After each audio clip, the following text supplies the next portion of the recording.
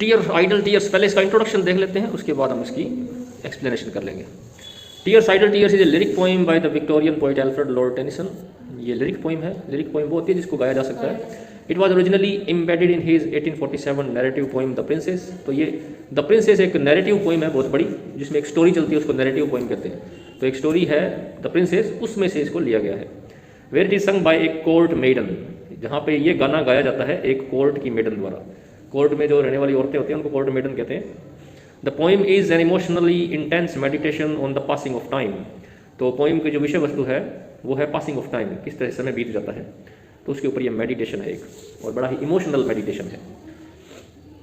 And the loss of friends and loved ones, और किस तरह से समय के साथ साथ हम अपने मित्रों को खो देते हैं, हम अपने प्रियजनों को खो देते हैं। The subject matter might be partly explained by the fact that Tennyson wrote the poem after a visit to the destitute Tintern Abbey near the grave of a dear friend.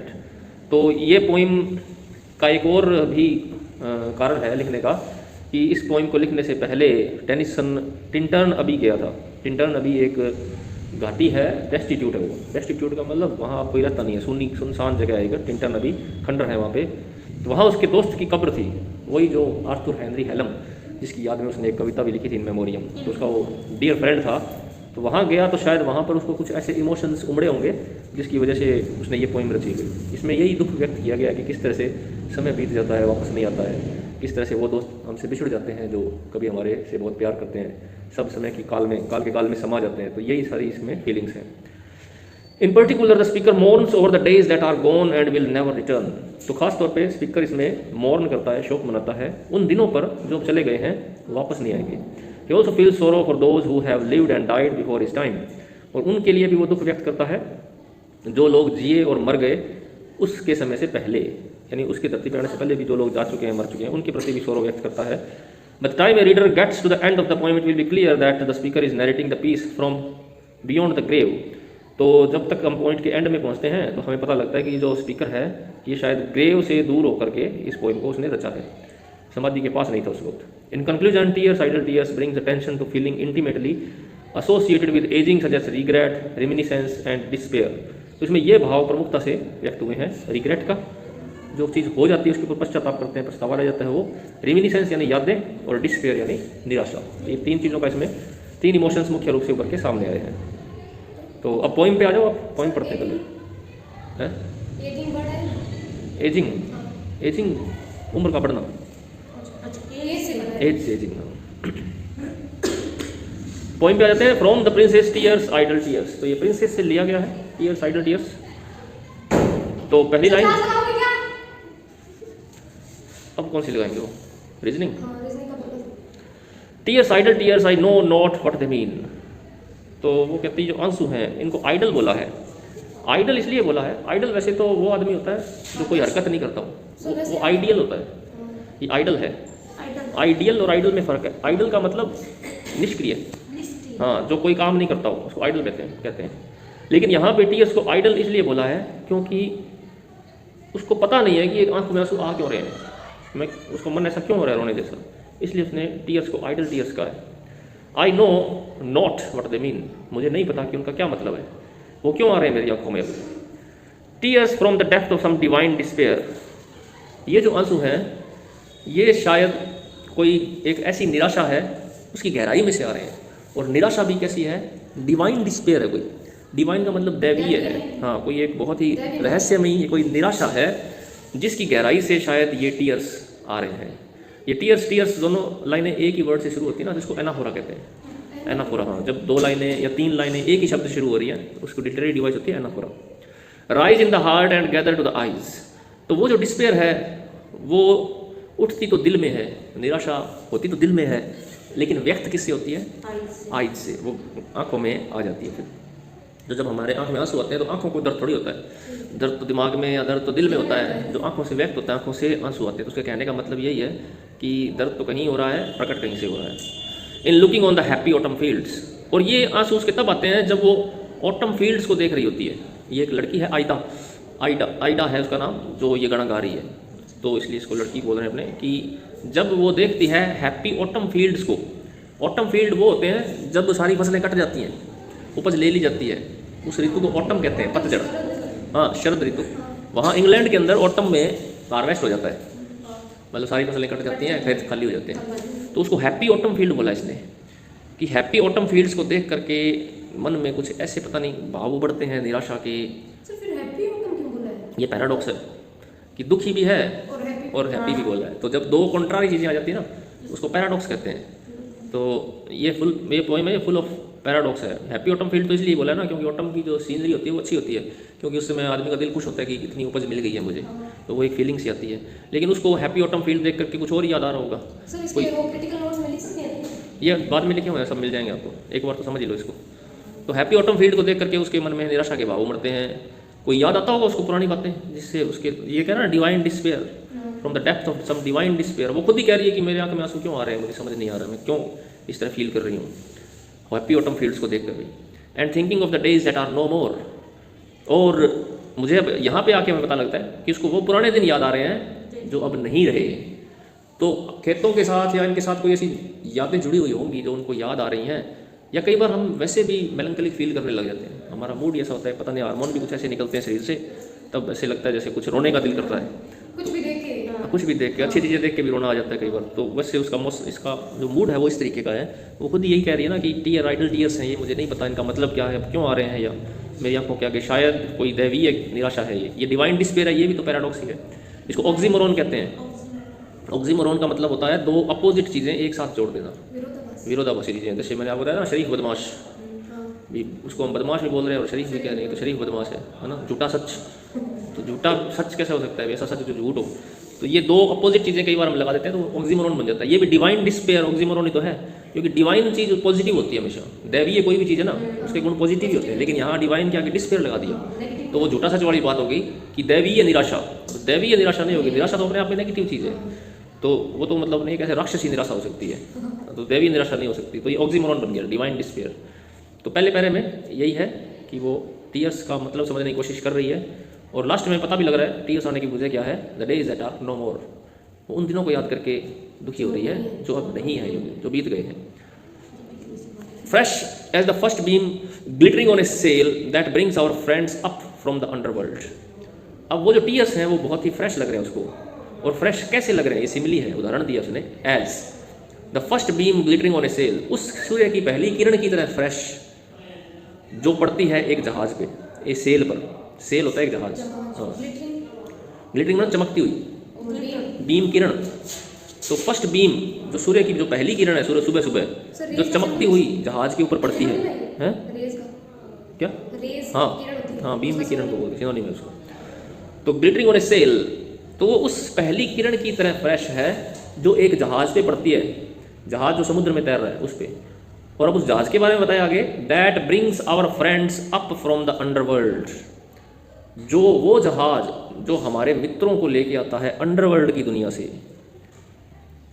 समझे बात कुछ आप? अब वो एक इमेजिनेशन ये कर रही है कि कोई एक जहाज है समुद्र के अंदर जो उसके मित्रों को लेकर के आएगा, और उस जहाज के ऊपर जो सूर्य की पहली किरण पड़ती है तो मन आशा से भर जाता है।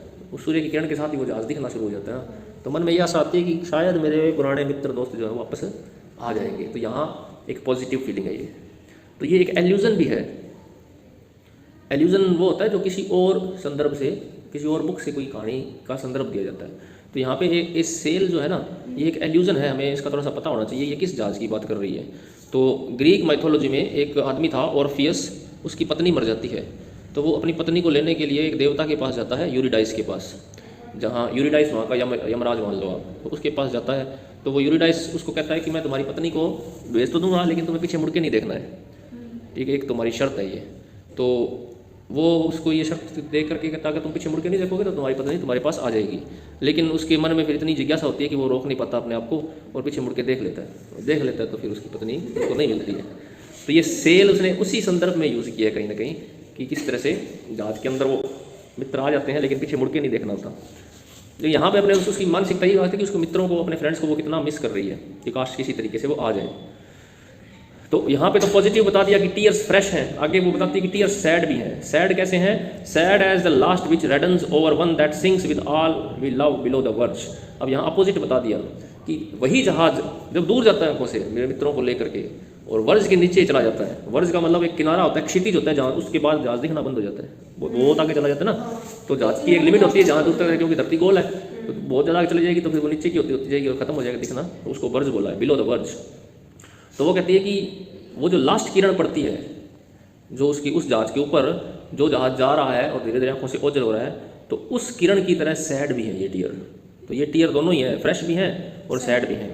That sinks with all we love below the verge, so sad so fresh the days that are no more. अब फिर से उन्हीं दिनों को याद करके वो कहती है कि so sad and so fresh, ये टीयर कितने सैड हैं और कितने फ्रेश भी हैं, और वो दिन जो अब नहीं रहे उनके लिए।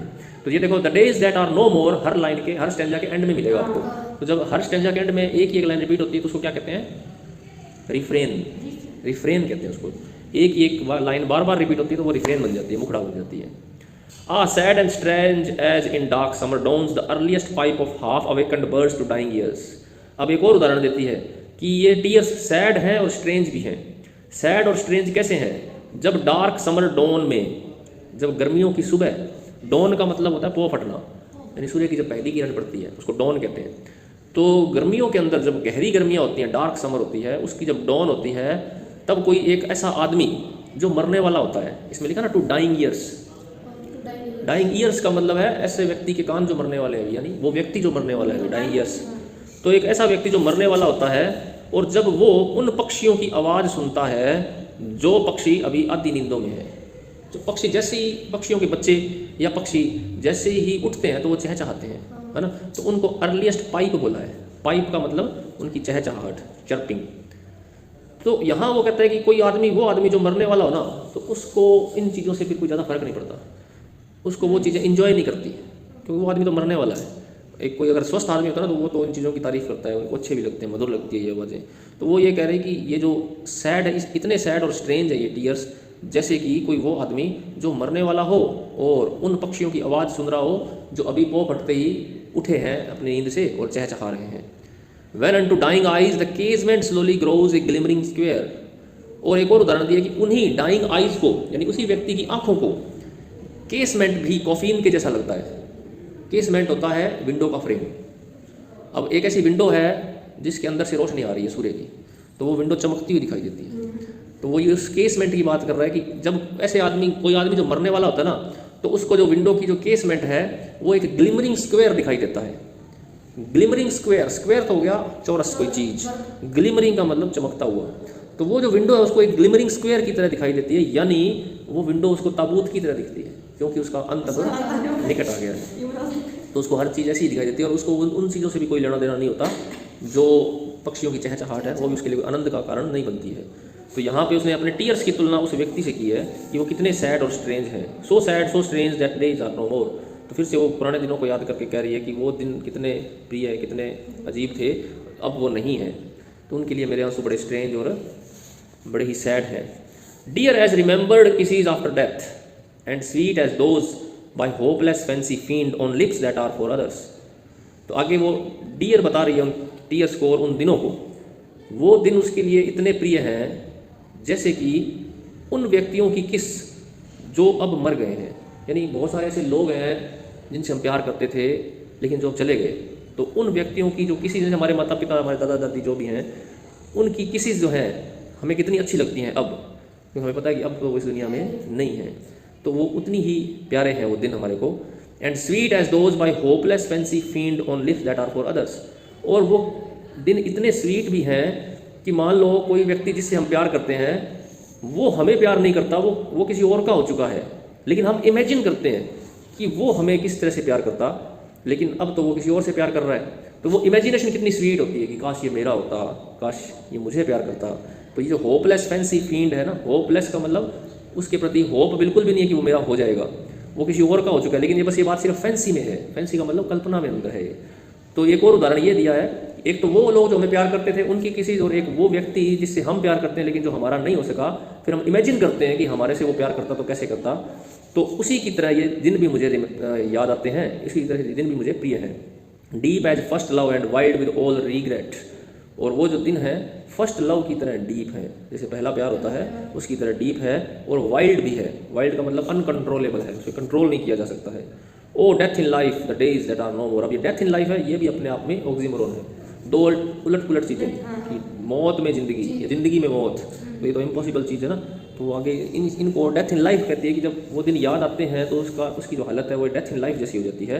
The days that are no more, वो दिन जो अब नहीं रहे। तो छोटी सी पोइम है पर थोड़ी हार्ड है समझने में, और फुल ऑफ एल्यूजन और फुल ऑफ सिमिली जो लिटरेरी डिवाइसेस से फुल है ये।